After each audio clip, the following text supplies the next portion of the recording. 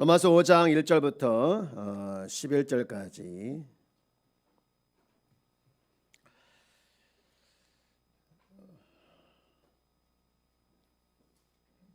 우리 같이 함께 합독을 하도록 하겠습니다. 시작.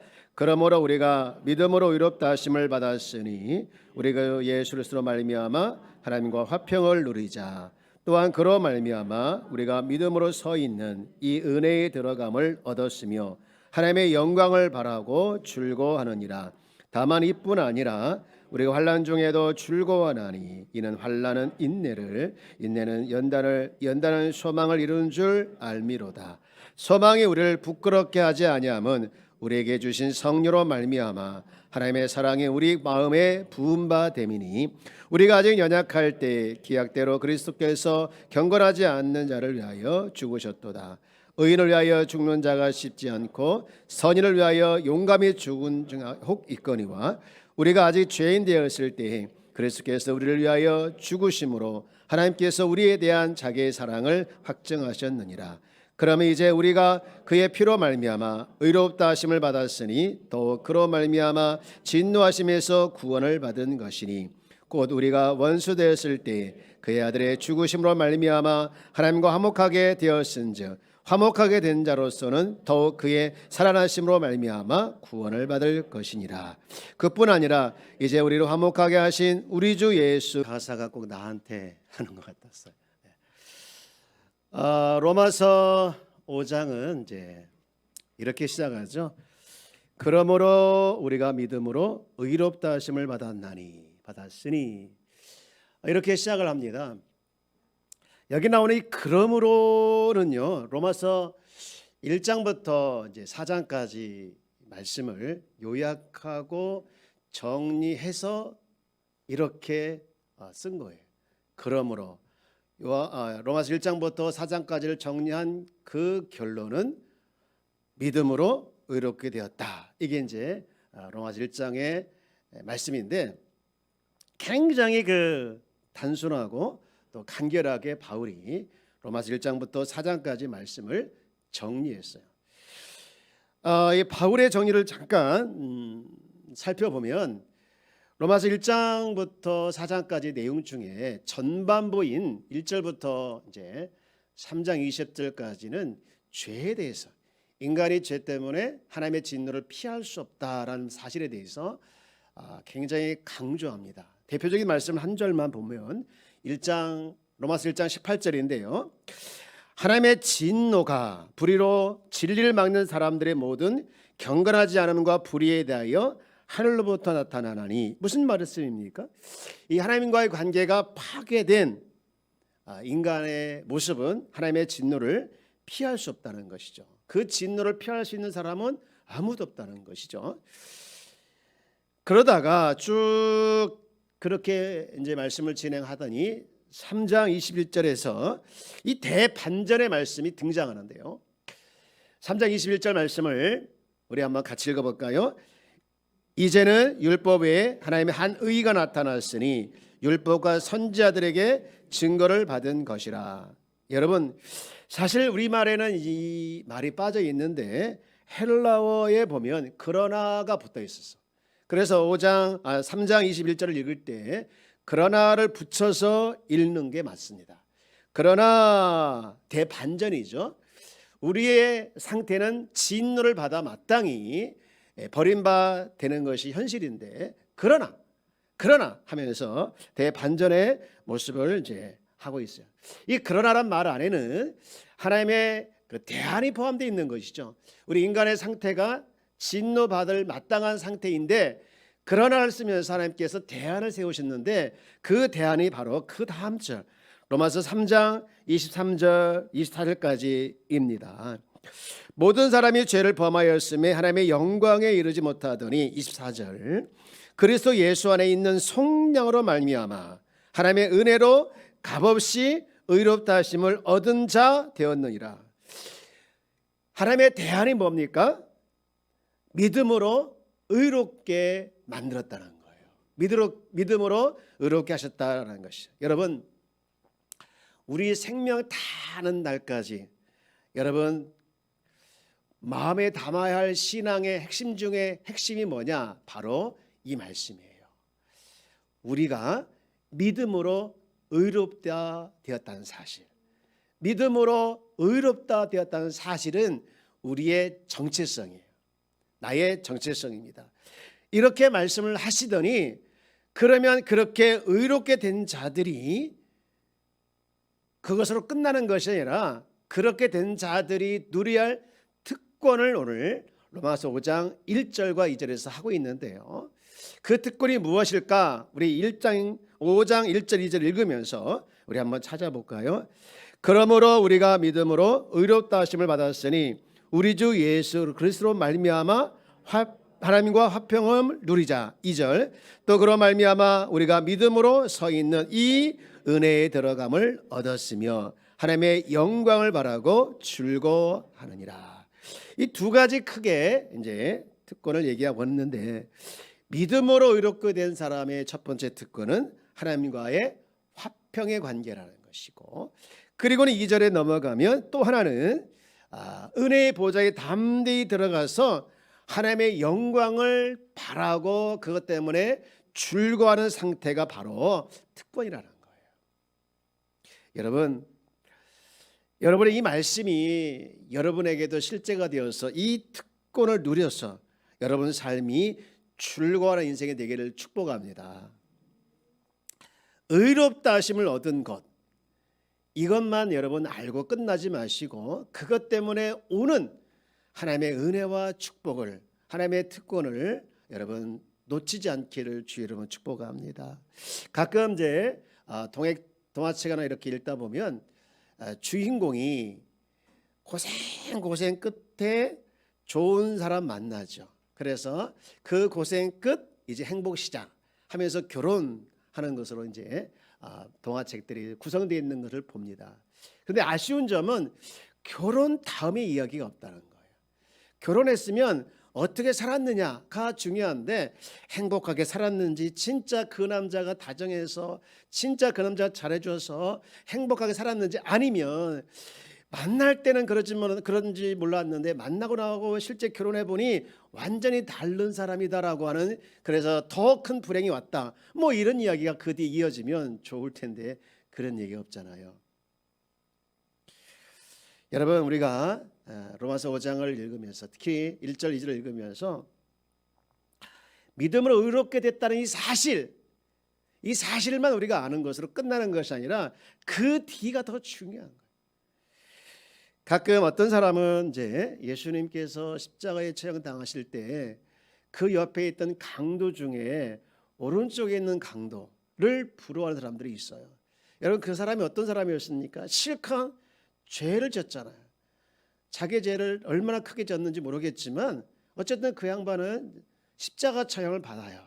그런데 불행 중 다행으로 그 십자가 처형을 당하는 그 순간 죽지 한 5분 전에 그가 예수님을 만나서 천국을 간 거예요. 여러분 죽기 전에 5분 여기에 포커스를 두고 우리가 그냥 실컷 내 삶을 즐기다가 내가 마음대로 살다가 죄 짓다가 죽기 전에 딱 5분 그 순간 예수 믿고 죽는 게 얼마나 좋으냐 하면서 그 사람을 로망으로 삼는 사람이 가끔 있을 수가 있습니다. 여기 있는 분은 안 그러겠죠? 그런데 여러분 우리가 그런 사람을 부러워한 사람들은 하나만 알고 둘은 모르고 또 그런 사람을 부러워한 사람은 크리스천 중에 제일 불행한 사람이에요. 예수 믿고 누려야 할 예수 믿으로 말미암아 누려야 할 그런 많은 축복과 그런 특권과 혜택이 있음에도 불구하고 하나도 누리지 못하고 그냥 천국만 가면 얼마나 억울하겠습니까? 여러분 제가 여러분 보시기에 어떨지 모르겠지만요 초등학교 때부터 참 열등감도 많았어요. 그리고 또 스스로 나는 초라한 사람이다 뭐 이런 생각을 많이 하면서 살았어요. 항상 어깨가 이렇게 축 처져 있고 올라가 있고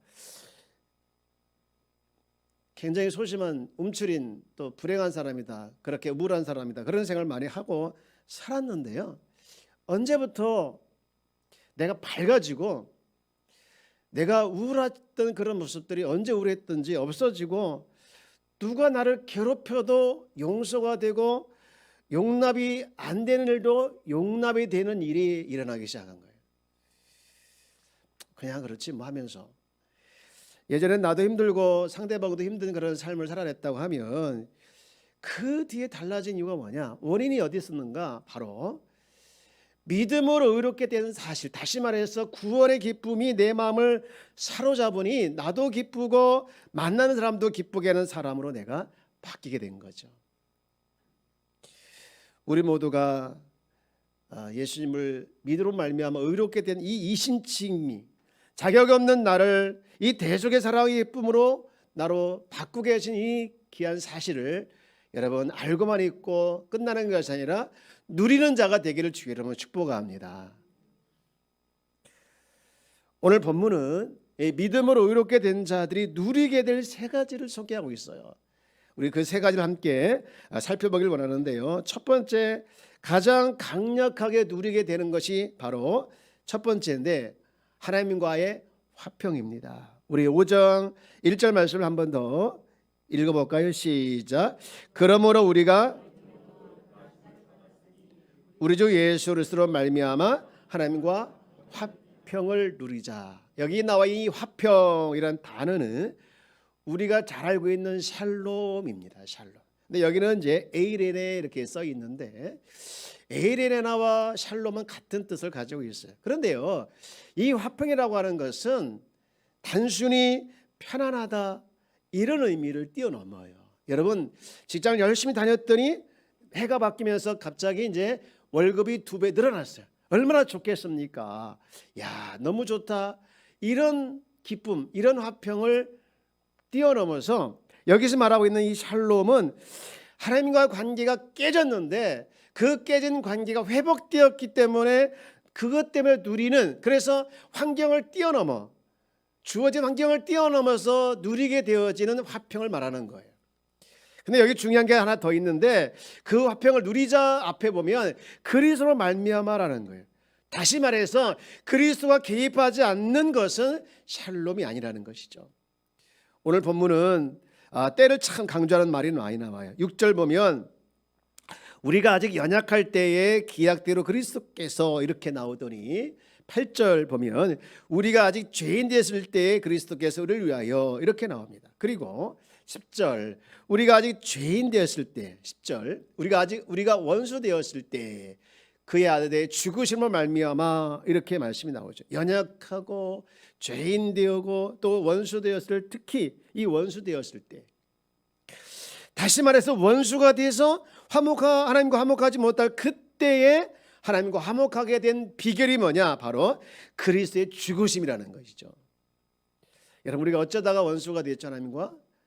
이사야 59장 2절 보면 이렇게 원수된 사실을 이렇게 얘기하고 있죠. 오직 너의 죄악이 너희와 너희 하나님 사이를 갈라놓았고, 우리가 하나님과 원수 맺게 된 것은 뭐냐? 바로 하나님과 원수 맺게 된 것은 죄 때문이라는 거예요. 죄가 하나님과 우리 사이를 갈라놓았고 그 간격이 너무 커가지고 인간 하나님께 갈 수 있는 방법은 없었어요. 너무 큰 간격 때문에, 너무 멀어서, 길이가 길어서 우리 안에 그 멀어진 간격에 구멍이 뻥 뚫려가지고 그 뻥 뚫린 구멍 사이로 뭐가 자꾸 오냐? 불안과 두려움이 자꾸 찾아와서 알게 모르게 두려워하고 알게 모르게 두려워하는 인생이 되어버린 거예요. 이런 치명적인 상태를 회복할 수 있는 상태, 그게 하나님께서 대안을 주셨는데 바로 하나님과 화해하는 일, 예수님을 십자가에 죽게 하시는 말미암아 하나님의 대안을 세우신 것이죠. 중재자가 되시고 다리가 되어주신 예수님 때문에 우리가 하나님과 화평, 이 샬롬 에이네를 누리게 된 사실, 이 사실에 우리가 감사하며 화평을 실제로 누리며 살아내는 귀한 성도가 되어지기를 주의 이름으로 축복합니다. 여러분 안에 진짜 샬롬, 이 화평, 평안이 있나요? 여러분의 마음을 아프게 하고 때로는 여러분의 마음이 아파서 억장이 무너지는 그런 상황에도 그 상황의 상태에서 마음을 회복시켜 주시고 복구시켜 주는 게 뭐냐? 하나님의 샬롬이에요. 하나님께서 주신 샬롬. 여러분 이 샬롬의 특권을 누리는 자가 되어야 돼요. 여러분 혹시 내 안에 이 샬롬, 이 화평이 작동되지 않고 있다고 하면 왜 작동되지 않고 내가 왜 맨날 넘어지고 왜 맨날 쓰러지고 왜 맨날 억정이 무너지고 왜 맨날 두렵고 불안할까? 그 이유가 어디 있을까 한번 살펴보시길 바랍니다. 하나님의 자녀라고 하면은 믿음으로 의롭게 됐다 이 정체성을 가지고 있다 하면은요 하나님께서 주시는 이 하나님의 은혜 중에 최고의 은혜인 화평을 누리며 살아내는, 그래서 전혀 환경에 치우치지 않는 우리 귀한 성도가 다 되어지기를 주의 이름으로 축복합니다. 그런가 하면 두 번째 특권은 뭐냐? 하나님의 보좌에 들어가는 특권이에요. 2절 또한 그로 말미암아 우리가 믿음으로 서 있는 이 은혜에 들어감을 얻었으며, 이 들어간단 말은요 같은 단어 쓴 곳이 몇 군데 나와요. 히브리서 6장 4절 보면 또한 그로 우리는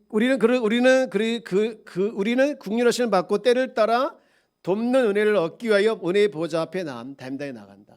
또 에베소 3장 12절 말씀도 보면 우리가 그 안에서 그를 믿음으로 말미암아 담대함과 확신을 가지고 하나님께 나아감을 얻느니라. 여기 하나님께 나갈 것이다, 이런 말이 이제 반복돼서 나오잖아요. 여러분 이 말씀을 통해서 한결같이 강조하는 게 뭐냐? 예수 그리스도의 대속하신 사랑을 통해서 우리 같은 죄인이 하나님과 원수됐던 자들이 하나님의 보좌 앞으로 언제든지 시간과 장소에 상관없이 언제든지 나가게 되었다는 이 특권이에요. 이 특권에 한번 예를 들면 목양실이 우리 교회에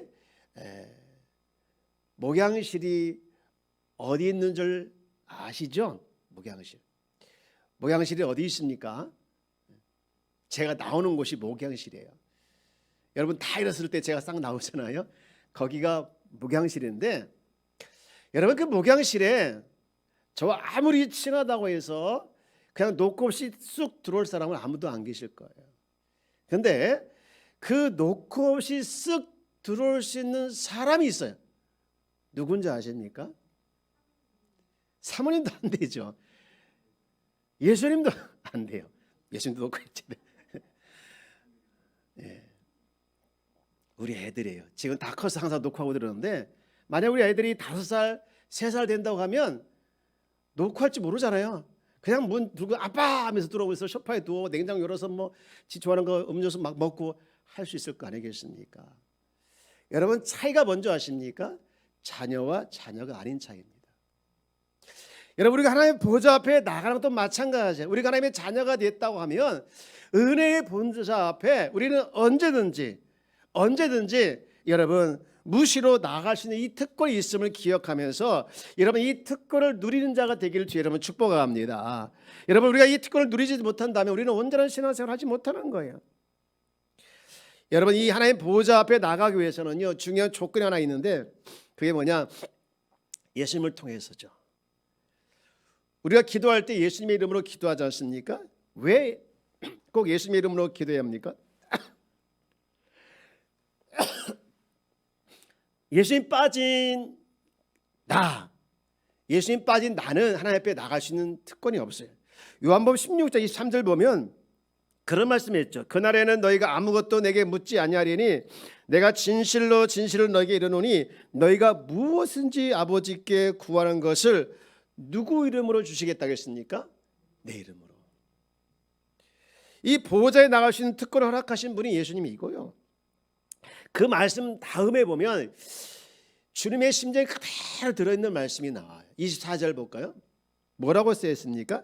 지금까지는 너희가 내 이름으로 아무것도 구하지 아니하였으나. 여러분 이게 주님의 심정이에요. 우리가 지금 주님의 자녀로서 하나님의 자녀로서 살아가면서 혹시 너희들이 내 이름으로 하나님께 구해야 되는데 구하지 않았니? 못된 놈하고 책망하고 그 다음에 우리를 심판하시는 것이 아니라 그러니 하면서 그러나 이제부터 할 일을 주시는 구하라. 그리하면 받으리니 너희 기쁨이 뭐하리라? 충만하리라.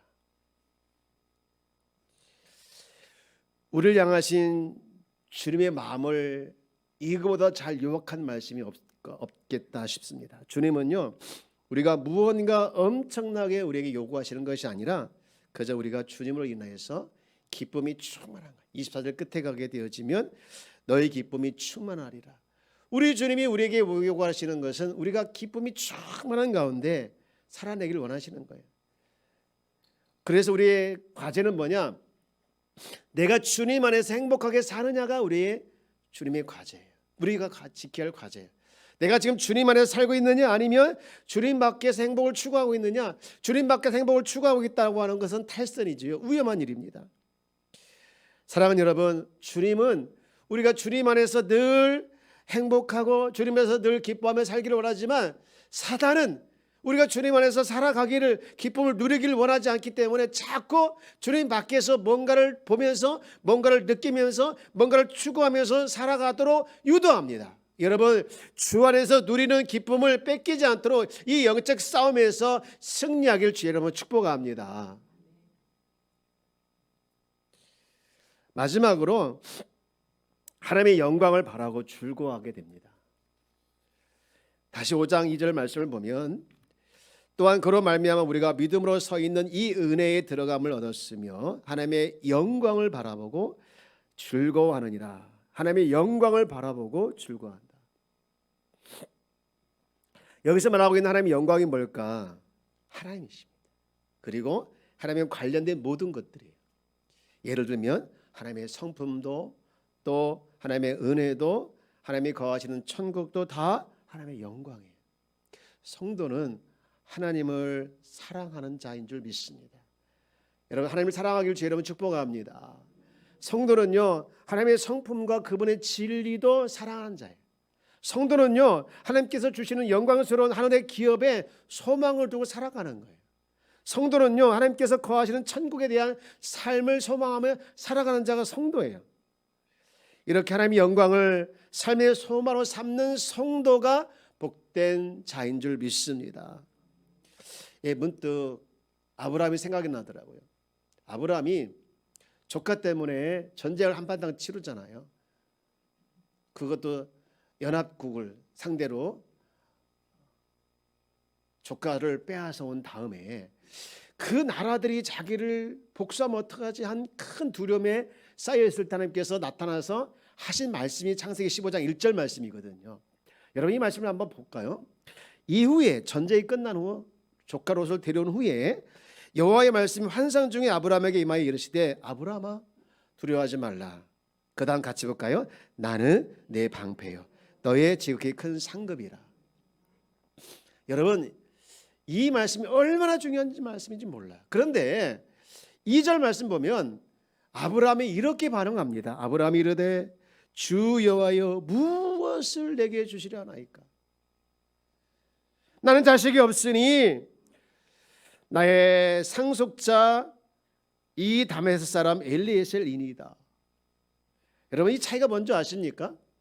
하나님께서 주고 싶어하는 거하고 아브라함이 받고 싶어하는 거 달라요. 지금 하나님께서 주고 싶은 것이 뭡니까? 다시 1절 말씀 보면 나라는 거예요. 나는 네 방패고 나는 너의 지극히 큰 상급이다. 근데 아브라함이 원하는 건 뭐예요? 2절 보면 아브라함이 이르되 주 여호와여 무엇을 내게 주려? 아브라함이 원하는 것은 무엇이에요? 무엇을 내게 주시려 하나이까? 여러분, 이 차이가 얼마나 중요한 차이인지 몰라요? 여러분, 이 차이가 굉장히 중요합니다. 여러분, 우리가 가장 바라고 가장 추구하고 가장 충분한 복은 무엇이 아니라 하나님 한 분인 줄 믿습니다. 여러분, 하나님 한 분이면 되지 않나요? 그 무엇이 뭐 필요한가요? 지금 아브라함이 나타난 하나님께서 내가 너의 방패가 되어주고 내가 너에게 상급이 되어주겠다라고 말을 하고 있지만 전혀 듣지 않고 하나님 다 필요 없고 무엇을 내게 주시겠습니까? 라고 하고 있는 거예요. 사랑하는 여러분, 우리는 하나님을 바랄 수 있는 특권이 있는 줄 믿습니다. 하나님의 영광을 바랄 수 있는 특권이 있는 줄 믿습니다. 여러분, 하나님의 주시는 이 영광을 바라보고 그 영광을 확신하며 즐거워하는 삶이 우리의 특권이라는 것을 잊지 않기를 축복합니다. 이제 말씀 마칩니다. 여러분, 우리가 잊지 말아야 할 정체성이 있어요. 정체, 나의 정체. 나는 누구냐? 나는 예수를 믿음으로 의롭게 된 자입니다. 자, 한번 따라서 볼까요? 나는 의롭게 된 자다. 여러분, 이게 나의 우리의 정체요 정체성이라는 거예요. 여러분, 의롭게 된 자란 이 귀한 사실을 주님 부르실 그날까지 잊지 않기를 축복합니다. 그리고 의롭게 된 자에게 주는 특권들을 누려야 해요. 하나님과 화평을 누리고 은혜의 보좌 앞에 담대히 나아가고 하나님의 영광을 바라면서 즐거워하는 것이 여러분의 의무요 특권인 걸 기억하길 바랍니다. 잘 한번 따라서 보자. 해볼까요? 즐겁게 삽시다.